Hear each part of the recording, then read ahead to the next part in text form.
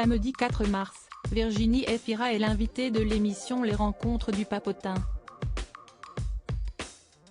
L'actrice, récemment récompensée au César, a fait de rares confidences sur son premier mariage lorsqu'elle avait 22 ans. Une union désapprouvée par son père, pour qui elle avait alors fait une grave erreur. Siesti, enfin, lors de la consécration pour Virginie Efira. La comédienne, 45 ans, a vaincu la malédiction qui la frappait au César, avec 5 nominations pour aucune récompense.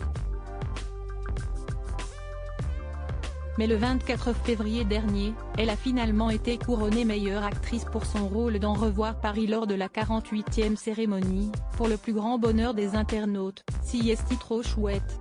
En même temps, j'ai fait 63 films cette année, donc arithmétiquement, je m'étais un peu donné une chance, a-t-elle plaisanté au moment de recevoir la statuette, quelques minutes seulement après avoir vécu un autre grand moment.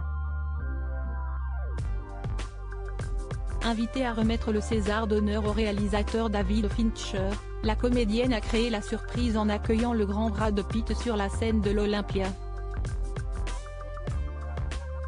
Une vraie soirée de gala, sous les yeux on ne peut plus fiers de son chéri Nils Schneider.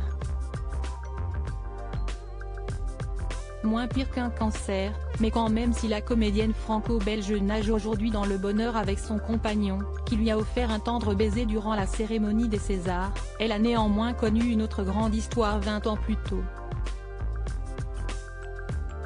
En 2000, elle fait la rencontre du comédien Patrick Ridremont qu'elle épouse 2 ans plus tard, alors qu'elle n'a que 22 ans. Une union qui ne plaît pas du tout à son père, médecin oncologue, comme elle l'a raconté lors de son passage sur le plateau des Rencontres du Papotin ce samedi 4 mars. Mon père m'a éduquée dans l'idée d'être une femme indépendante qui ne dépendait pas des hommes. Il a dû trouver très conventionnel qu'à 22 ans, je veuille me marier. Il m'avait dit qu'il ne fallait pas enfermer l'oiseau dans la cage.